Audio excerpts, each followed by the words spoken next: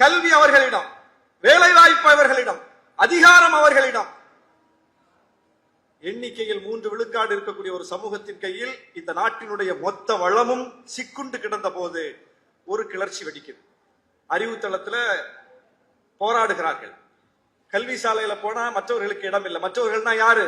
இந்த நாட்டினுடைய 97 விழுக்காடு மக்களுக்கு. 97 விழுக்காடு மக்கள்னா யாரு?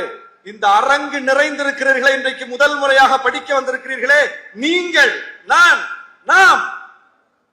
நமக்கு வாய்ப்பில்லை. இந்த மாநில கல்லூரியில் இன்னைக்கு இந்த காட்சி. 100 ஆண்டுக்கு முன்னால் என்ன காட்சி?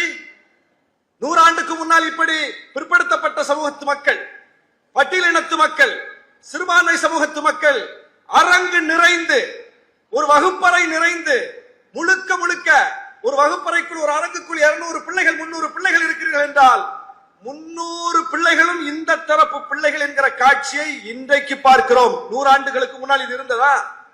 நீ எந்த கடப்பாறை கொண்டு எதை இடிக்க போற? வரலாற்றை எப்படி திரிக்கிறீர்கள்? நீ திராவிட கோட்டையை எந்த கடப்பாறை கொண்டு இடிக்க போகிறாய்? இடித்தால் என்ன ஆகும்? வந்தோனே சொன்னாரு கல்லூரியினுடைய முதல்வர், புதுமை பெண் திட்டம் என்று சொல்லி இன்றைக்கு முதலமைச்சர் கொண்டு வந்திருக்கிறார்களே, ஏன் இங்க மாணவிகள் அதிகம் இருக்கிறாங்கன்னு பாத்தீங்களா? 60 விழுக்காடு மாணவிகள் இருக்கிறார்கள், 40 விழுக்காடு மாணவர்கள் இருக்கிறார்கள். அதாவது ஆண் பிள்ளைகள் 40 விழுக்காடு இருக்கிறீங்க, பெண் பிள்ளைகள் 60 விழுக்காடு இருக்கிறாங்க. இந்த திட்டம் வருவதற்கு முன்னால் மாணவிகள் சேர்க்கை இந்த கல்லூரியில் 25 விழுக்காடு இருந்தது. இந்த திட்டம் வந்ததற்கு பிறகு 42 விழுக்காடாக மாணவிகள் சேர்க்கை உயர்ந்திருக்குதுன்னு கல்லூரி முதல்வர் இப்ப என்கிட்ட சொன்னார்.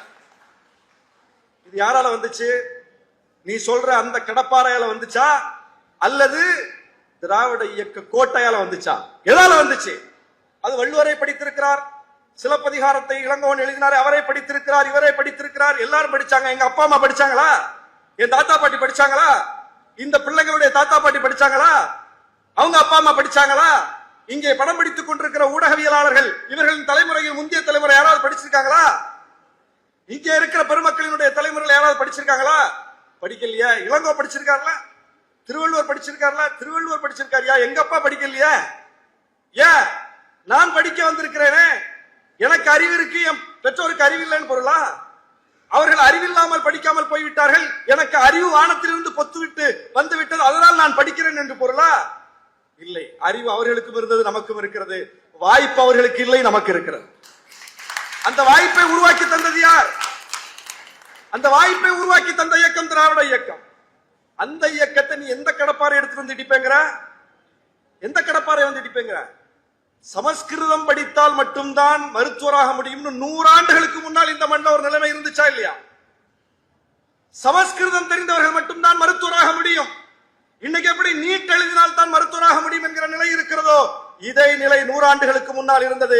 சமஸ்கிருதம் தெரிந்தால் மட்டும்தான் மருத்துவராக முடியும். அப்ப நீ ஆக முடியுமா? யார் ஆக முடியும்? யாருக்கு சமஸ்கிருதம் தெரியும்? அப்ப என்ன நிலைமை இருந்தது இந்த நாட்டில்? அந்த நிலையை எதிர்த்து போராடியது யார்? அந்த நிலையை எதிர்த்து இயக்கம் கட்டியது யார்? அந்த நிலையை எதிர்த்து பாடல் பாடியது யார்? அந்த நிலையை எதிர்த்து கவிதை எழுதியது யார்? அந்த இன உணர்வை, மொழி உணர்வை, மாநில உணர்வை ஊட்டியது யார்? திராவிட இயக்கத்தில் பங்கேற்ற தலைவர்கள். அந்த நன்றியை மறந்துவிட்டு பேசலாமா? யாருக்கு என்ன பாடம் எடுக்கிறீர்கள்? இளைஞர்களை எப்படி மடை மாற்றுகிறீர்கள்? எவ்வளவு அபத்தமான அரசியலை செய்கிறீர்கள்? எங்கே போய் முடியும்?